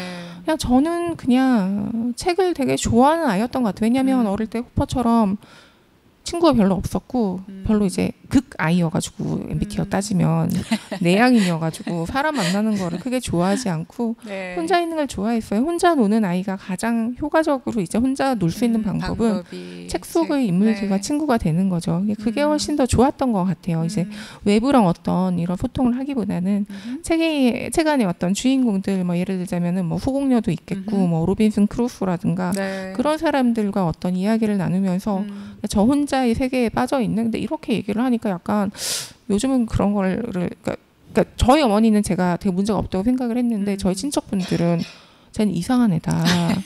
쟤는 이제 친척집에 와서도 책밖에 안 본다. 그래서 저한테 나중에 그러시더라고. 넌 정말 이상해질 줄 알았는데 되게 멀쩡하게 자랐다고. 네. 이렇게 마음을 두드리는 문장 몇 줄을 필사하는 거가 좋은 방법이겠구나 말씀을 듣다가 저도 그런 생각을 하게 됩니다. 이 유튜브로도 함께 하시는 분들이 계세요. 네. 여기 채팅창에 올려주신 질문을 드릴게요. 안녕하세요. 작가님 팬입니다. 반갑습니다. 네, 공부의 위로와 쓰는 직업도 재밌게 읽었습니다. 그림도 좋아하시고 글을 쓰시는데 그림을 보는 감각이 글을 쓸 때 어떤 점에서 도움이 되나요? 이렇게. 그림을 보는 감각이라고 하면은 저는 뭐 제가 어떤 그 감시관이 있다고는 생각을 하지 않아요. 그러니까 그런 게 있는 분들이 있어요. 굉장히 이제 한번 보면 기억을 하고 세부를 잘 보고 소위 말하는 이제 그런 질문들을 이제 미술사 공부하는 사람들끼리는 너는 그림을 잘 보니? 이런 말을 해요. 저는 그림을 잘 보는 사람은 아니죠. 눈썰미가 별로 없어요. 그러니까 저는 그림을 보면은 어떤 그 전체적인 어떤 이미지를 심상을 캐치를 하지 그걸 구석구석 잘 보거나 이런 사람은 아니거든요. 그러니까 그런 어떤 감시관을 가지고 뭐 분석하는 그런 능력은 별로 없는 것 같고 다만 어떤 그림에서 아까 말씀드렸던 것처럼 그런 정서를 읽어내고 그 정서를 저만의 이야기로 어떤 받아들여서 글을 쓰는 그런 건 할 수 있는 것 같습니다. 그래서 네. 그 답을 드리자면 그런 어떤 감각이 제가 어떤 글을 쓸 소재를 발굴을 하게 되는데 많은 도움을 주는 거죠. 그래서 제가 첫 책도 그림 에세이, 그림이 그녀에게라는 책을 네네. 2008년에 썼고 그 뒤에도 이제 이번 책에도 뭐 그림을 하나씩 들어가면 좋겠다라고 이제 편집장님 말씀해 주셔가지고 그림 이야기를 많이 넣어주는데 독자분들이 많이 좋아하시더라고요. 네, 정서 얘기를 하셨는데 저는 그거 외에도 이제 글을 쓸 거리에도 눈이 가합니다. 그 방금 언급하셨다시피 이제 글을 쓰는 작가들, 글 쓰는 작가들의 경우에는 이를테면 시나 혹은 다른 작품을 소개하면서 그걸 가지고 글을 쓰는 경우들이 많은데 이제 그림을 주 업으로 하시는 분들이 필력까지 가지는 경우가 많지 않다 보니까 자기가 하고 싶은 얘기를 거기에 딱 맞춘 어떤 그림을 이제 소개하면서 하는 경우가 그렇게 많지는 않은 것 같아요. 근데 이번 책에서 실은 호포 얘기를 하셨지만 호포를 처음부터 끝까지 소개하는 어프로치가 아니고 내가 이제 뭐 뉴욕에서 공부하면서 지내면서 느꼈던 걸 정서라고 해도 좋고 하고 싶은 얘기가 있는데 그 얘기를 가지고 호포 얘기를 이렇게 소개를 하면서 하니까 그 그림이 훨씬 가까이 네. 다가오더군요. 네, 말을 거는 것 같았어요. 네, 저 고맙습니다. 그게 네. 제가 의도했던 어떤 네. 그런 지점이었던 것 같아요. 왜냐하면 네. 그냥 이제 뭐 그림 얘기를 하면서 뭐 미술사적으로 어떤 의미가 있다 이런 얘기를 할 수 있겠지만 그런 이야기는 이미 너무 많고 그렇게 이제 풀어가면은 무언가 이제 좀 독자분들이 좀 문턱이 높다라고 느낄 수도 있고 예, 그러니까 그런 이야기를 하는 게 제가 이제 제 이야기와 함께 그림 이야기를 하는 게 제가 좋아하는 방식이에요. 그래서 쓱 들어가게 되는 네. 네, 어느 회사의 광고처럼 내가 쓱 호포를 역시 카피라이터. 네, 아 내가 여기 쓱 들어왔구나 이렇게 나중에야 저도 느꼈는데 하여튼 재밌게 저도 어느 날 책을 잡아서 그냥 밤에 확 다 읽어버렸어요. 아, 고맙습니다. 네, 재밌게 읽었습니다. 또 다른 분들이요? 네, 제가 여기서 드릴게요. 예, 반갑습니다. 네, 안녕하세요. 저는 조선일보를 구독하고 있는 네. 독자로서 아유, 고맙습니다. 이미 일찍 네. 우리 광아람 기자님을 알고 있었는데 이번에 이런 책을 소개해서 정말 반갑게 잘 읽었고요. 또 조금 전에 책을 읽었는데도 또 한 번 그걸 리뷰로 해주시니까 더 재미있게 쏙쏙 들어오는 그런 경험도 했어요. 아유, 고맙습니다. 네, 그리고 책을 읽으면서 호프전까지도 이제 전시에 찾아가서 그림 감상을 할 수 있는 그런 어떤 동기부여도 네. 주시고 해서 정말 뜻깊은 책 읽기였어요. 아, 고맙습니다. 네, 근데 이제 읽다 보니 뭐 다른 어려운 질문은 저 다음 개인적으로 혹시 만나게 되면 할 수 있고요. 네. 여기 보면은 프로놀러라는 그 아주 재밌는 네, 풀어 놀러. 네. 네. 그 챕터가 있더라고요. 네, 네. 그랬을 때 눈이 번쩍 떠요. 왜요? 왜냐하면 굉장히 이제 1년간 짧다면 짧고 길다면 긴 네. 그런 유학 생활을 네. 아주 치열하게 공부하면서 이제 지냈잖아요. 그렇죠. 예, 네. 예. 그러면서 또 아주 부지런히 또 놀기도 하셨더라고요. 네, 그 그렇죠. 논다는 게 곧 네. 공부와 이어지는 것이었고 제가 보기에는 예, 공부는 노는 것이 아니었더라고요. 보니까 공부는 굉장히 치열하게 하셨고 이제 그 논다는 그 자체가 공부와 연결이 되는 그런 아주 좀 가치 있는 그런 일상을 사셨더라고요. 그런데 그 프로놀러라는 그 용어 자체가 네. 굉장히 저는 생경스러웠어요. 아, 저도 생경스러웠어요. 그게 네. 젊은 사람들의 용어인 것 같아요. 아, 그래서 왜냐하면 저보다 8살 차이 나는 룸메이트가 붙여줘가지고. 그것이 굉장히 알고 싶었고 네. 예, 좀 궁금했어요. 네. 어떻게 이 프로놀러라는 용어를 쓰셨나. 아. 예. 그건 이제 말씀드렸던 것처럼 제가 룸메이트들이 있었는데 뭐 한 명은 저보다 8살 어리고 한 명은 저보다 10살 어렸는데 그 친구들은 이제 한 명은 이제 공부를 하러 대학원 과정을 하러 있었고 저에게 프로놀러라는 이제 이름을 붙여준 친구는 인턴을 이제 하려고 뉴욕에 와 있었던 거예요. 그러니까 노는 사람은 저밖에 없었던 거죠. 둘이 너무나 감탄을 했다. 이렇게 많이 놀고 하루 종일 노는 사람은 처음 봤다. 어쩜 이렇게 많이 놀러 다니냐 이래서 그게 이제 이 젊은이들의 이제 그 말을 하는 거예요. 그 약간 이제 그 어떤 단어에 ER을 붙이면은 어떤 사람이라는 거잖아요. 그 놀러함 노는 사람. 그래서 프로 놀러 하면 정말 프로페셔널하게 정말 잘 노는 사람이라고 하면서 저에게 여러 가지 이제 그게 있었죠. 뭐 프로 롤러도 있었고 프로 리터너도 있었어요. 맨날 이제 옷 사가지고 아니면 맨날 환불하러 간다고 프로 롤러이자 프로 리터너라는 게 있었는데 저는 그냥 좀 놀아보고 싶었던 것 같아요. 이제 저희 삶이라는 게 보통 한국에서 이제 초중고 대학을 나온 사람들의 삶이라는 게 다 그렇지만 언제나 이제 완수해야 되는 과업이 있고 뭐 대학을 가야 되고 뭐 그리고 뭐 나중에 직업을 가져야 되고 직업을 가지면 어떤 나이는 얼만큼 되고 그러니까 놀아본 적이 없는 거예요. 어릴 때부터 이제 소위 말해서 그런 식으로. 그래서 그러니까 놀아보는 거를 좀 해보고 싶었는데 주변 사람들이 세상에 노는 거를 계획을 짜가지고 공부하듯이 하는 사람이 어딨냐, 이건 좀 아닌 것 같다라고 했는데, 근데 저는 이제 그렇게 좀 자유롭게 이제 여행도 가보고 뭐 이것저것 좀 했던 그런 경험이 되게 좋았던 것 같아요.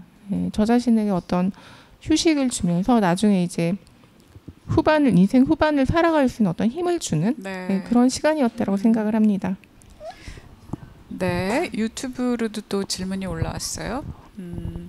230페이지의 내용 중에 보면 익숙한 모든 것들의 작별을 고하고 갖은 어려움을 감수하면서 완전히 낯선 곳으로 떠나는 사람들의 마음은 얼마나 절박한 것일까라고 하셨는데 네. 작가님은 어떤 절박함이 있어서 뉴욕행 결정을 하신 건지 궁금합니다. 물론 연수를 가신 거지만. 네. 아니 근데 어쨌든 문장은 이민자들에 대한 문장이고 저는 사실 뉴욕에 가기 전에는 해외 생활을 해본 적이 없기 때문에 어떤 인종차별이라든지 이민자들의 어려움이라든지 이런 게 추상적으로만 알고 있었는데 정말 이제 제가 거기서 이제 소위 말하는 이제 백인이 아니니까 어떤 약간의 이등 시민 같은 느낌으로 살면서 이제 거기에 대해서 굉장히 공감을 많이 하게 되고 그렇게 돼서 쓴 문장인데 뉴욕에 갔을 때의 절박함이랄까? 절박함 같은 거는 저는 사실 그렇게 있지는 않았던 것 같아요. 일단 회사에서 연수기회가 주어져서 신난다. 1년간 회사를 안 가도 된다. 예, 그리고 뭐 돌아올 곳이 있다라는 그런 마음을 가지고 있었고 뉴욕이라는 도시를 선택을 한 거는 일단 저는 생각을 했어요. 저는 싱글이기 때문에 대도시를 가야 된다.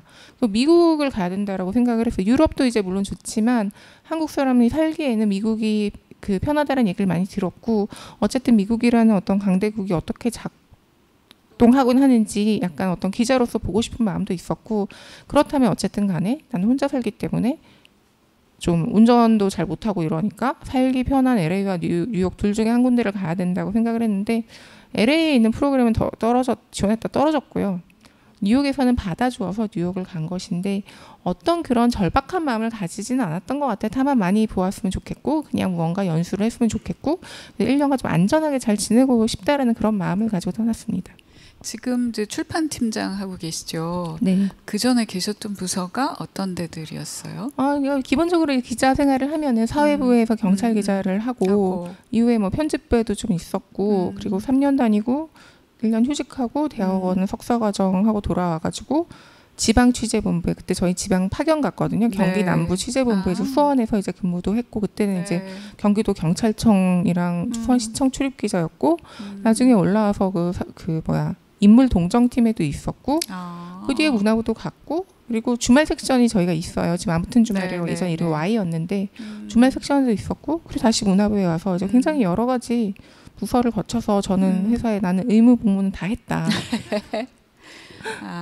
제가 여쭤본 이유는 왠지 지금 이제 출판팀 맡고 계시고 또 그림을 공부를 하셨고 그래서 왠지 문화부라는 생각이 이제 들어서 그러면 뉴욕이 참 잘 어울리는 곳이었겠다 그 생각이 들어서 한번 여쭤봤습니다. 저한테는 좋았어요. 사실은 근데 뉴욕에 대해서 잘 알지 못했고 그전엔 출장 한 3번 가본 거였기 때문에 사람들이 당연히 뉴욕 가야지 무슨 얘기야. 그리고 제가 미술사를 전공을 했고 미술 담당 기자를 했기 때문에 아니 미술인데 왜 뉴욕을 안 가냐고 했었을 때 사실 이해를 잘 못했어요.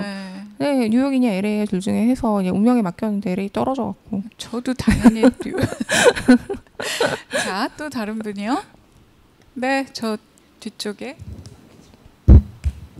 안녕하세요. 네, 안녕하세요. 그 책 내용 중에 뉴욕 생활 하실 때 벽에 샬롯 브론테의 네. 초상화를 네. 엽서를 붙여놓으셨다고 하셨는데 네. 뉴욕에서 돌아오실 때 그 네. 엽서는 다시 가져오셨는지 궁금하고 네. 다시 한번 기회가 된다면 뉴욕이라든지 다른 도시에 또 이렇게 공부하러 가실 의향이 있으신지 궁금합니다. 샬럿 브론테의 엽서는 당연히 가지고 왔고요. 지금 조그만 액자를 사서 책장 위에 올려놓았습니다.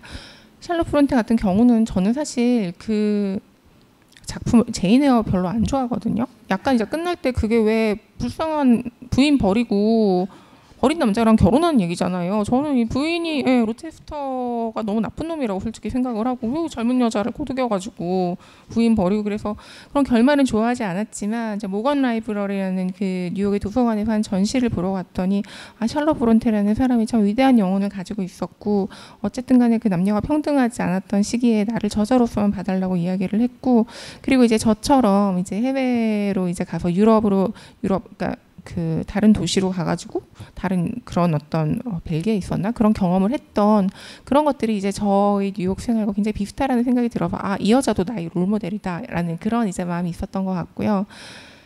그렇죠. 만약에 살아보고 싶죠. 다른 곳에 가서 일단 회사를 1년을 안 갈 수 있기 때문에 있었는데 저는 이제 다음에 만약에 어디론가 간다면 베를린이 정말 좋지 않을까라는 그런 생각을 하고 저는 독일어를 모르지만 어쨌든 간에 동문학을 굉장히 좋아하기 때문에 베를린에 살아보고 싶고 어떤 그 도시만이 가지고 있는 어떤 자유로움 그런 게 있어서 베를린에서 한번 살아보면 좋을 것 같다라는 그런 생각을 하고 있습니다. 그 샤롯 브론테 얘기를 듣다 보니까 생각이 나는 게 있어서 호포의 도시 뉴욕에 계시면서 호포를 새롭게 발견 뭐 이렇게 얘기할 수 있을까요? 네. 그런 것처럼 제가 그 샤롯 자매들이 살았던 곳에 예전에 한번 간 적이 있어요. 네. 교통이 무지하게 불편해서 네. 하여튼 차를 막 갈아타고 언덕을 짐을 끌고 이제 한 1km쯤 걸어 올라간 곳에 그 폭풍의 언덕이 있어요. 네. 거기를 가보니까 어떻게 해서 그런 작품들이 나왔는지가 다 그냥 이해가 돼요. 네. 설명을 따로 네. 듣지 않아도. 그런 것처럼 그 현장에서 그 호포의 도시에서 호포를 만난 게 참 귀한 경험이셨겠다. 그런 생각이 말씀을 듣다가 생각이 났습니다. 저도 그 배경에 너무 가보고 싶습니다. 그 아. 황량한 그 맞아요. 요크셔의 뭐 이런 곳에 가면 가는 게 제 그냥 꿈이에요. 온몸으로 이래서 그런 게 나왔구나. 자, 또 다른 분이요. 아까 네. 네, 안녕하세요. 네, 안녕하세요. 책 정말 재밌게 잘 읽었는데요. 이 책의 내용인 1년의 기간이 어떻게 보면은 14년 회사 생활 하시다가 굉장히 대조적인 삶을 1년 동안 네. 사시고 다시 어떻게 보면 되게 각박한 그렇죠. 서울로 오셔서 다시 본업으로 돌아오신 건데 이 1년 이후에 다시 돌아오셨을 때 자신을 조금 더 알게 돼서 돌아오셨으니까 네. 조금 더 이 현실에서 조금 더 이상적인 나의 모습으로 살아가게 되셨는지 좀 네. 바뀐 게 있으셨는지 아니면은 그 괴리를 또 더 느끼면서 조금 어렵게 또 계속 풀어나가고 계신 건지도 궁금하고 또 1년 동안 사시면서도 이렇게 다양한 그림들을 그 본인의 삶과 되게 대비시키면서 사신 것 같은데 서울에서 계속 일을 하시면서 생활하시면서 되게 닮아있다 이 도시와 닮아있다라고 느끼는 작품들이나 화가가 있었는지도 궁금합니다. 네. 돌아서 처음에 적응을 못했어요. 네, 1년간 이렇게 살았는데 다시 와가지고 이 생활을 또 해야 되니 이제 부조화가 생기는 거죠. 인지 부조화도 생기고 내가 이렇게 살 수 있는데 여기서 이렇게 살고 있지. 이제 그리고 사실 뭐 다들 이제 직장생활 힘드시지만 기자생활 뭐 특히 또 바쁘고 이러니까 적응을 못해서 여기 최애나 책방 옆에 있는 지금도 있는지 모르겠지만 노명선 신경정신과에서 제가 정신 분석을 받았습니다. 그 정신 분석을 저는 예전부터 이제 받아보고 싶었는데 그걸 토대로 해가지고 꿈을 분석을 하잖아요. 그래서 정말 나란 어떤 인물일까? 뉴욕에 있었던 나와 여기 있었던 나는 무슨 차이가 있을까? 그 고민을 가지고 매일 이제 꿈을 적어내고 이제 그런 정신 분석을 했고 선생님이 그런 말씀을 해주시더라고요. 이제 당신 안에는 당신도 모르는 굉장히 강한 자아가 있다.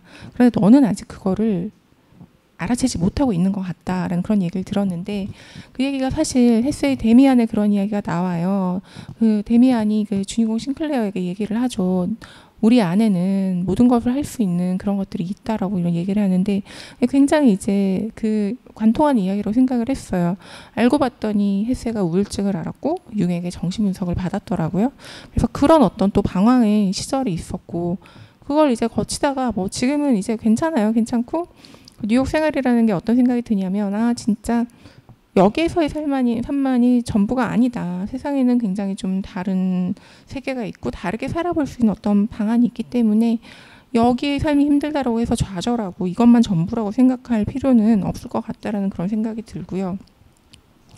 뉴욕에 있으면서 이제 그림들을 이제 많이 봤잖아요. 근데 서울에서의 삶이라고 하면은 약간 좀 다른 것 같아요. 서울에서의 삶은 정말 너무나 저의 일상이기 때문에 뉴욕에서의 삶이 어떤 비일상이었다면 서울에서의 삶은 너무나 일상이라서 거기에 나와 닮아 있는 어떤 그림이 개입할 여지가 없는 것 같아요. 왜냐하면 여기서는 정말 저 자신이고 거기서는 살고 싶다라는 어떤 따라가고 싶은 롤모델이 있었기 때문에 그런 그림들이 많이 생각이 났는데 서울에 오고 나서는 오히려 이제 그런 어떤 그림들이 개입할 여지가 별로 없는 그런 삶을 살고 있는 것 같습니다. 이분은 작가님의 뉴욕 생활 중에서 제일 큰 문화 충격이 어떤 거였는지 궁금합니다.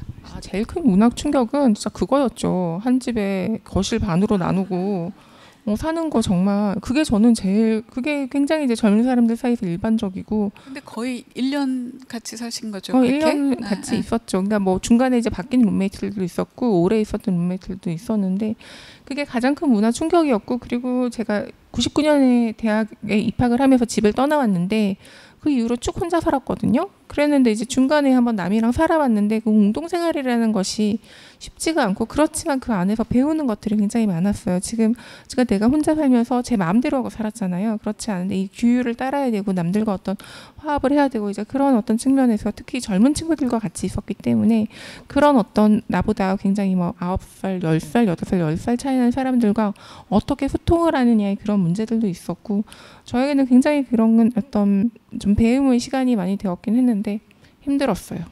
다시 경험하고 싶진 않아요. 근데요, 충분히 젊으세요 지금. 네. 상대적. 네, 또 다른 분이요? 네. 네. 안녕하세요. 네, 안녕하세요. 저는 저기 크리스트 에듀케이션에서 네. 아트페어 일화 네. 보면서 좀 시간이 지났잖아요. 네. 그래서 그 아트 비즈니스 관련해서 약간 네. 좀 부정적이진 않고 약간 좀 거리감을 느끼신다고 네. 들었는데 지금은 어떤 느낌이실지 궁금합니다. 네, 참고로 저는 공대생이고 미술에 대해서는 잘 모르는데 네. 최근에 그 화랑하는 친구를 통해서 뭐 미술에 대해서 이거 이해하고 싶다라고 물어보니까 그러니까 반대로 저는 좀 비즈니스적으로 어떤 게 그림이 좋은 걸까 가지고 있으면 그러니까 유명하면 된다고 하더라고요. 그런데 정말 최근에 그런 게 관심이 많아지고 그러면서 이 책을 맞아요. 보면서 그 일화가 되게 재밌었습니다. 그래서 궁금해서 한번 문의드립니다. 저는 사실 그런 어떤 비즈니스적인 측면이랑은 저랑 기질이 좀 안 맞는 것 같아요. 그러니까 그 아트 비즈니스 굉장히 중요하다고 생각을 하고 그래서 이제 수업을 들었고 그 현장에서 일하시는 분들을 존중을 하고 존경을 하지만 어떤 저희 기질인 거죠. 그냥 이거 그림이라는 것은 좀 더 대중적이고 사람들에게 이제 많이 그래야 되는데 이걸 가격을 가지고 어떤 마음의 진입 장벽을 세우도록 하고 무언가 이제 그게 싫었던 것 같아요. 이게 가격이 나가니까 예를 들자면 비자금이 온상이 되고 뭐 예를 들자면 우리나라에서도 행복한 눈물이라든가 등등등의 사건들이 있었잖아요. 그게 어떤 미술에 대한 어떤 이미지를 더 이제 좀 나쁘게 만들고 좀 음성화시키는 그런 것들이 조금 그랬고 너무 이제 돈돈하는 그 이야기들이 좀 편하지가 않았어요. 물론 이제 굉장히 저에게는 즐거운 경험이었고 좀 신기한 경험이었지만 나는 왜 여기 이렇게 동화되지를 못하나 이런 생각을 했었고 내가 정말 돈이 되게 많고 그래서 컬렉션을 할 수 있으면은 이런 마음이 들지 않을까?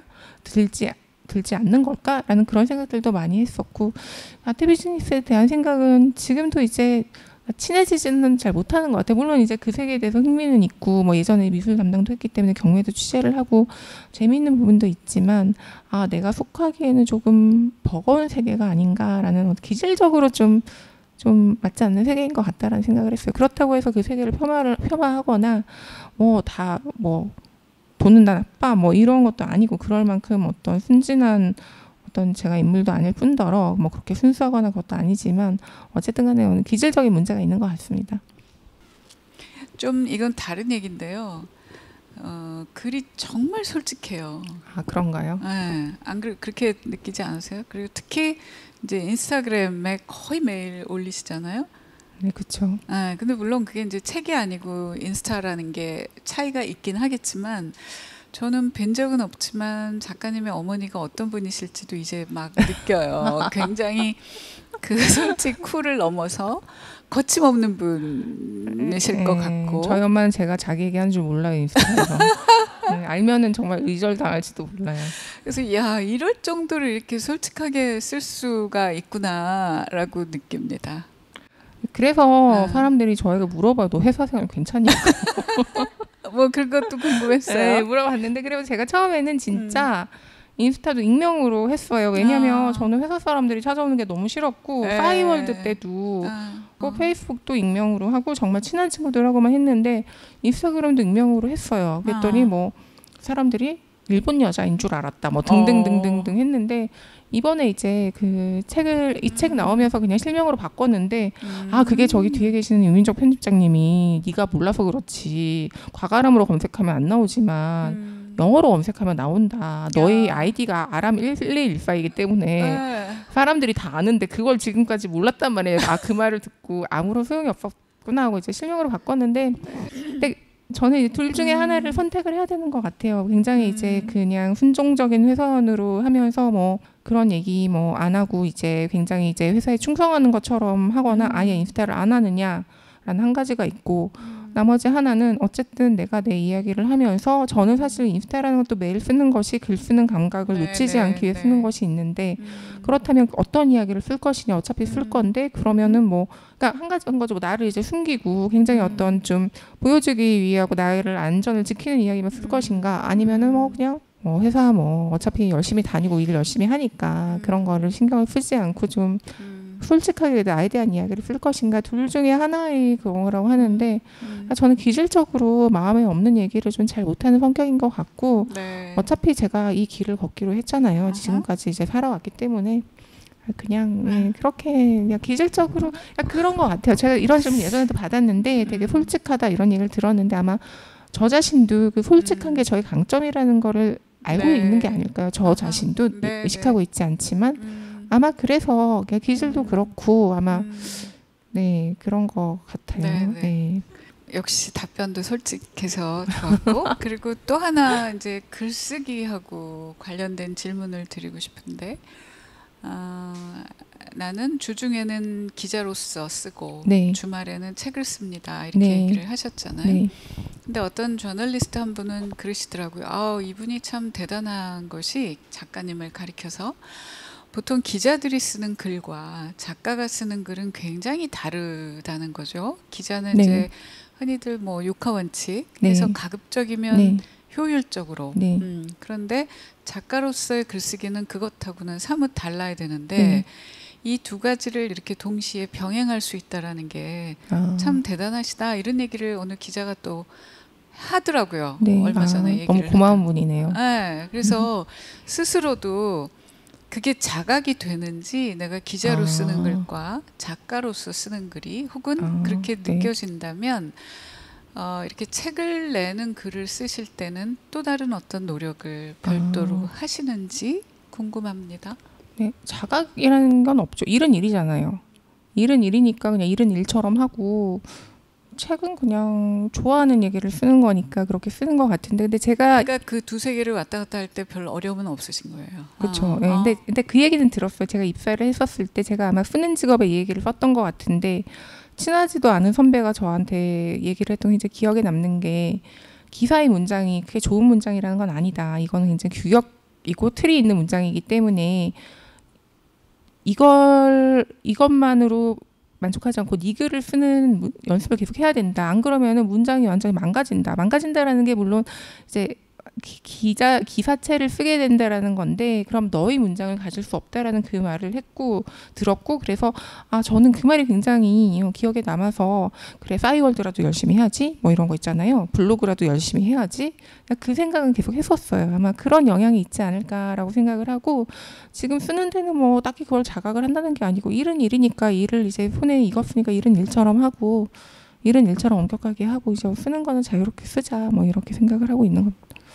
인스타그램을 이렇게 보면서 짐작은 했어요. 여기 올리시는 게 그냥 신변 잡기로 끝나는 게 아니라 글 쓰는 감각을 잊지 않기 위해 혹은 글의 재료랄까 뭐 이런 생각을 하실 것 같다 그런 생각은 짐작을 했습니다. 네, 그리고 저는 독자분들이랑 그렇게 소통하는 게 좋아요. 그래서 저 정말 이제 내향인이고 이래서 막 대면 뭐 해서 이제 낯선 사람들 만나고 이런 거는 제가 좀 힘든데 그렇게 그런 걸로 소통하는 거는 저는 재미가 있더라고요. 네, 그래서 뭐 내 이야기에 이렇게 누가 귀 기울여 준다는 것도 되게 좋고 그리고 네. 이분들은 이런 생각을 가지고 있구나 이래서 그런 어떤 대화를 나누는 것도 좋고 굉장히 저에게는 그냥 어떤 즐거움이죠. 근데 모르겠어요. 지금은 뭐 그냥 뭐 그렇게 막 팔로워가 엄청 많고 이러지는 않기 때문에 이게 제가 가능한데 나중에 뭐 혹시나 뭐 이제 뭐 악성 댓글 달리고 그런 적도 몇 번 있긴 하지만 이제 골치가 아픈 거죠. 근데 뭐 그러면 접어야죠. 뭐. 접고 다시 또 익명으로 이제 또 새거 파야지 뭐. 자, 시간이 얼추 많이 갔는데요. 혹시 질문 더 있으실까요? 헤어지기 전에 이거는 꼭 안녕하세요. 네, 안녕하세요. 네, 그 작가님이 극아이라고 하셨는데 책도 그렇고 지금 말씀하시는 거 보면은 좀 외향적인 부분이 있으신 것 같아요. 제 사회생활을 21년을 했어요. 네.